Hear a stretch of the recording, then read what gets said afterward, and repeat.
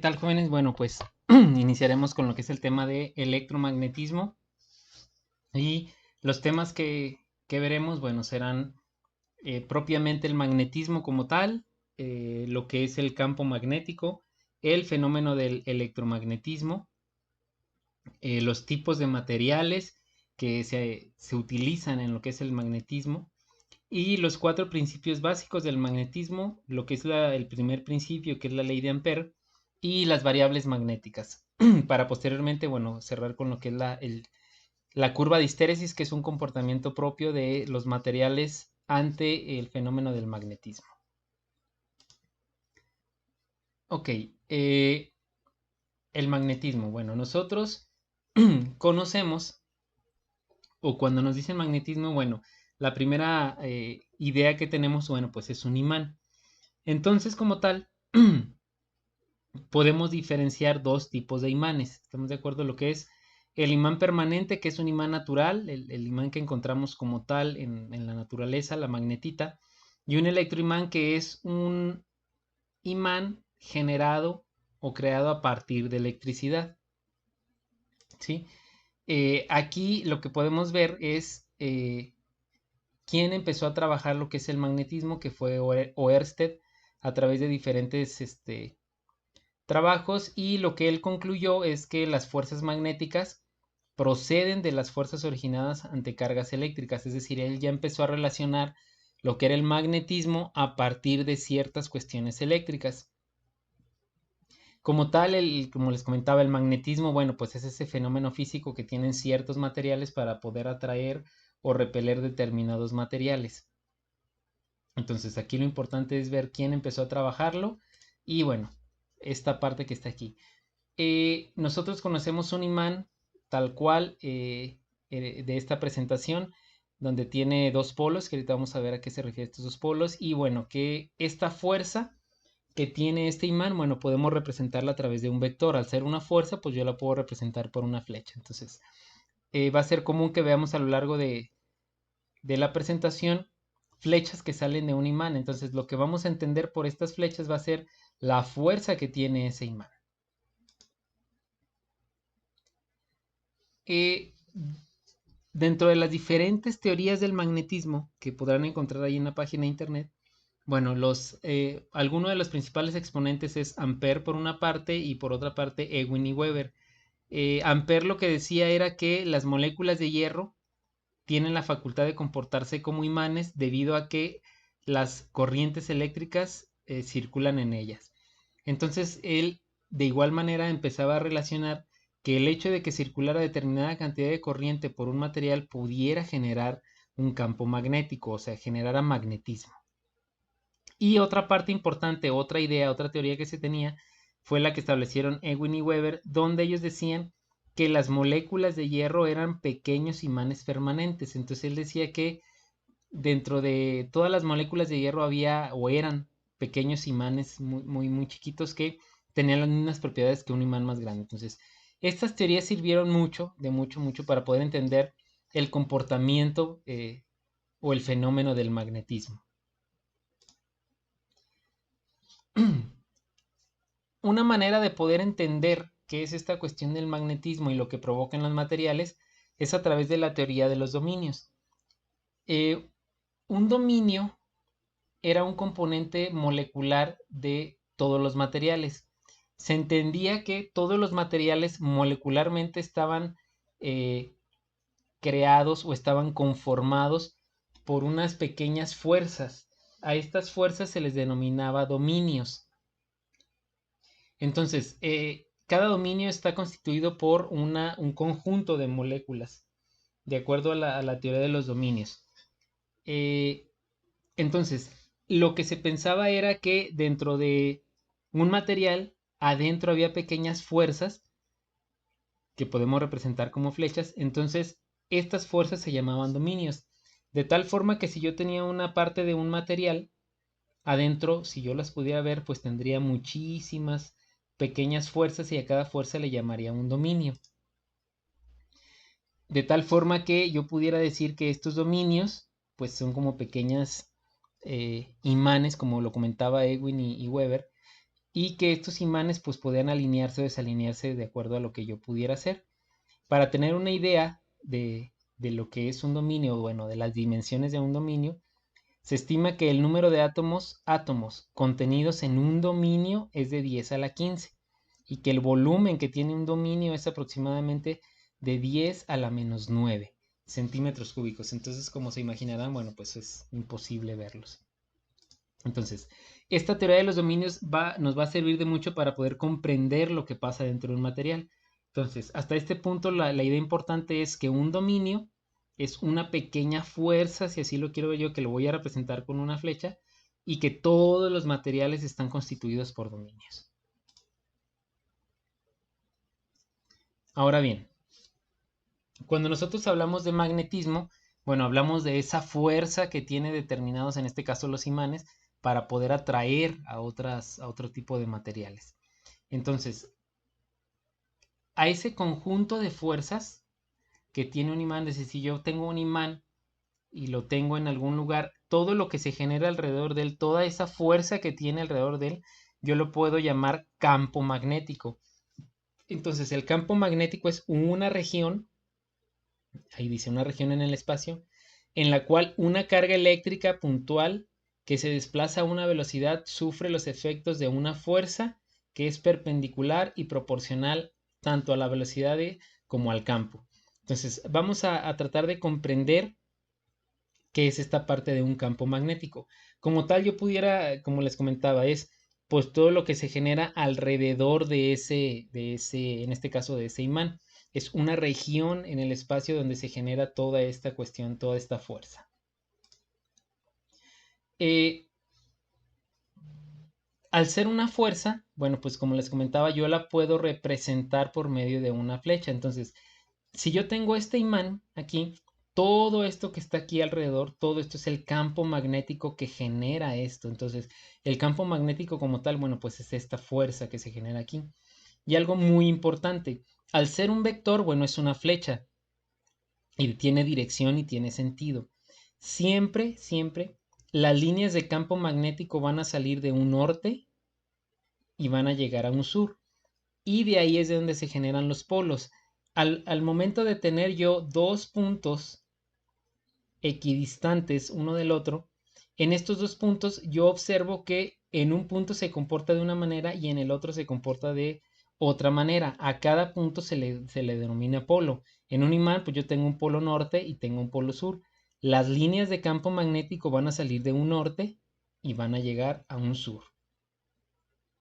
De igual manera que este imán tiene aquí sus dos polos norte y sur y las líneas de campo salen de un norte y llegan a un sur, pues yo puedo tener diversas estructuras en este imán. Puedo tener un imán de herradura, donde esto simplemente es una U y de igual forma mis líneas salen de un norte y van a llegar a un sur. Y algo muy importante, bueno, pues la Tierra es un imán grande donde tiene las mismas propiedades magnéticas de las que hemos estado hablando. Como tal, tiene un polo norte y tiene un polo sur, de donde las líneas de campo salen del norte y llegan al sur y se comportará de esta manera. Entonces, la misma Tierra como tal es un imán que tiene un campo magnético y que se comporta de esta manera. En esta misma cuestión de los polos, donde ya hablamos de que de un polo norte salen líneas de flujo y llegan a un polo sur, bueno, existe una atracción y una repulsión entre estos polos. De tal forma que si yo tengo dos polos iguales se repelen. ¿Por qué? Bueno, pues que si yo sé que las líneas de campo salen de un norte, de aquí salen líneas de flujo, de este otro polo norte también salen líneas de flujo, entonces yo tendría dos fuerzas que chocan y se repelen. Entonces, muy importante, polos iguales, norte con norte se repele, sur con sur se repele. Y polos diferentes, en este caso un polo norte con un sur, se atraen. ¿Por qué es tan importante saber esto? Bueno, es muy importante saber primero de dónde salen las líneas y a dónde llegan para posteriormente yo poder utilizar esa fuerza a mi favor en lo que yo desee. Y de igual forma, si yo puedo tener dos polos que se atraen o se repelen, también les puedo dar un uso. A mí me interesaría tener a lo mejor dos polos que se repelen, pues para separar algo, dos polos que se atraen para que ellos mismos se atraigan y cierren algo, ¿no? Entonces es importante entender eso. Las líneas de flujo salen de un norte y llegan a un sur, y polos iguales se repelen, polos diferentes se atraen. Okay. Ahora bien, ¿por qué se genera un campo magnético? Bueno, ¿por qué ciertos materiales tienen esta fuerza de atraer o repeler a otros materiales? Bueno, la respuesta como tal está en el movimiento que tiene el electrón. Un electrón tiene dos movimientos. El primer movimiento es el que tiene alrededor del núcleo, es decir, dentro del átomo, el electrón se mueve o tiene un movimiento de traslación alrededor del núcleo. Entonces, este electrón se está moviendo sobre una órbita alrededor del núcleo. Pero tiene otro movimiento, es decir, al mismo tiempo que va dando vueltas en esta órbita, va dando vueltas en su propio eje, es decir, gira en torno a un eje imaginario que él tiene, tal cual como la Tierra. Entonces, el movimiento del electrón, tanto de traslación como de rotación sobre él, genera ese otro campo, esa otra fuerza magnética. Entonces, el campo magnético es producto del movimiento o de los movimientos que tiene el electrón, tanto de traslación al núcleo como de rotación en su propio eje. Estos dos movimientos generan un campo magnético.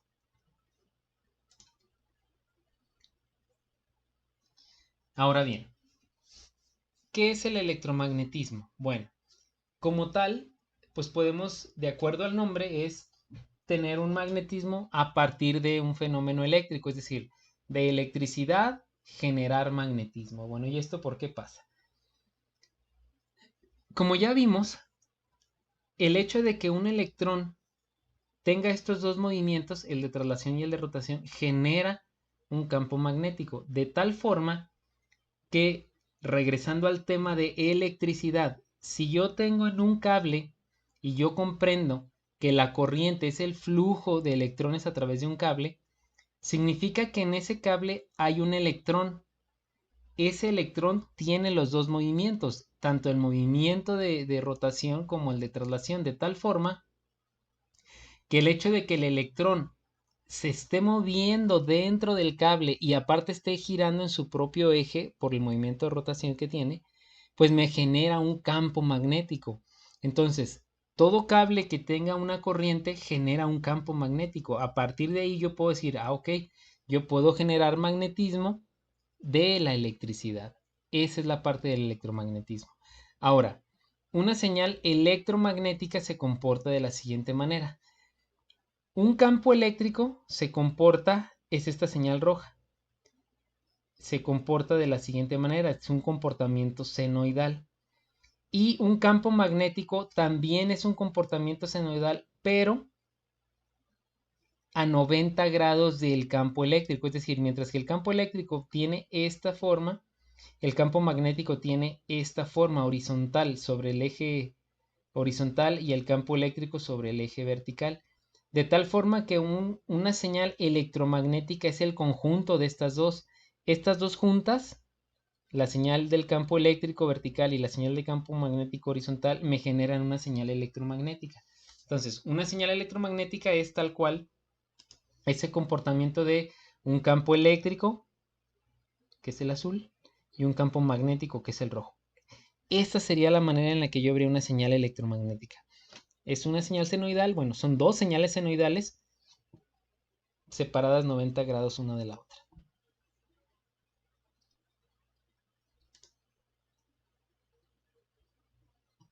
Muy bien. Para poder empezar a ver lo que es el electromagnetismo, es importante entender los tipos de materiales. Existen, magnéticamente hablando, tres tipos de materiales: los ferromagnéticos, los paramagnéticos y los diamagnéticos. Se diferencian este tipo de materiales de acuerdo a las propiedades magnéticas que tengan. ¿Y a qué le llamamos una propiedad magnética? Bueno, a esta capacidad que tiene cada material de almacenar y conducir el magnetismo. Es muy diferente a conducir la electricidad, son cosas completamente diferentes. Recordemos que un buen conductor de electricidad es aquel que tiene electrones en su última capa y es más sencillo separarlos, y existen diferentes materiales conductores de electricidad. Un material ferromagnético es aquel que tiene la capacidad de poder conducir o almacenar magnetismo. A esta propiedad se le denomina permeabilidad. La permeabilidad de un material es la capacidad que tiene ese material para almacenar o conducir magnetismo.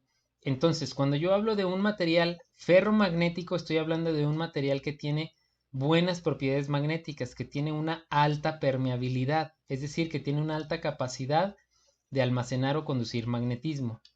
Y aquí lo podemos ver en esta flecha. Alta capacidad de poder almacenar y conducir magnetismo. Un material diamagnético es un material que tiene malas propiedades magnéticas, es decir, que tiene una muy baja permeabilidad. Y un material paramagnético es un material que tiene pocas o ligeras propiedades magnéticas, tiene una ligera permeabilidad. Entonces, recordando pues que la permeabilidad es la capacidad que tiene un material para almacenar o conducir magnetismo, entenderíamos pues que todos los materiales tienen una permeabilidad buena o mala.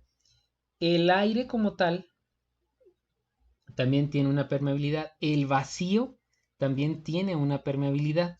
Entonces, la permeabilidad del vacío se encuentra aquí. ¿Estamos de acuerdo? El vacío, o sea, la nada tiene una permeabilidad.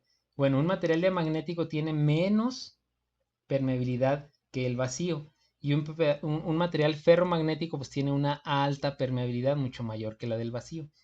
¿Por qué le llamamos permeabilidad del vacío? Bueno, porque todo va a estar en el aire, ¿estamos de acuerdo?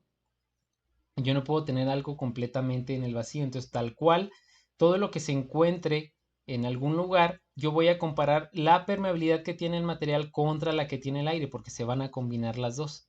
Entonces, estos tres tipos de materiales, ferromagnético, paramagnético y diamagnético, son materiales que necesito conocer porque los voy a utilizar en mi beneficio para que conduzca o no conduzca el magnetismo. ¿Estamos de acuerdo?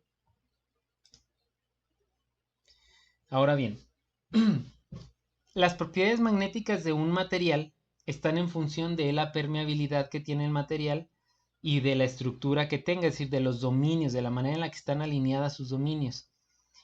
Un material ferromagnético tiene una alta permeabilidad y todos sus dominios son muy fáciles de alinear. Es decir, cuando yo puedo alinear los dominios de un material, lo que estoy haciendo es definir claramente cuál es el norte y cuál es el sur de ese material.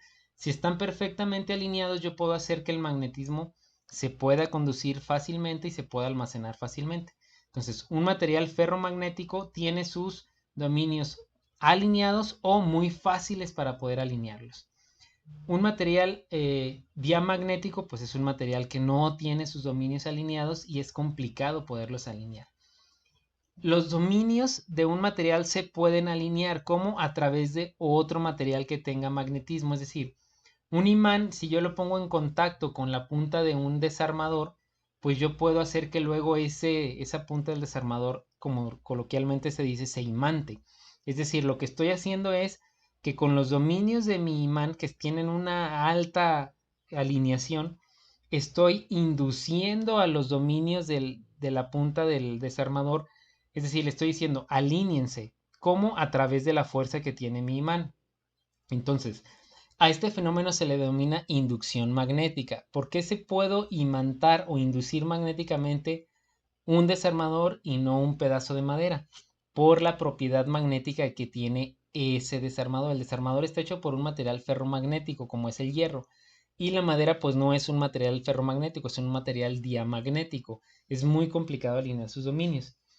Ahora bien, ese material, esa punta de desarmador se va a quedar magnetizada por un tiempo. A ese fenómeno se le llama retentividad. Es la capacidad que tiene ese material para poder mantener alineados sus dominios. Pero, ¿de qué manera puedo hacer que los dominios de un material se desalineen? ¿De qué manera puedo modificar la estructura molecular de ese material para que los dominios de estar todos derechitos estén todos desacomodados?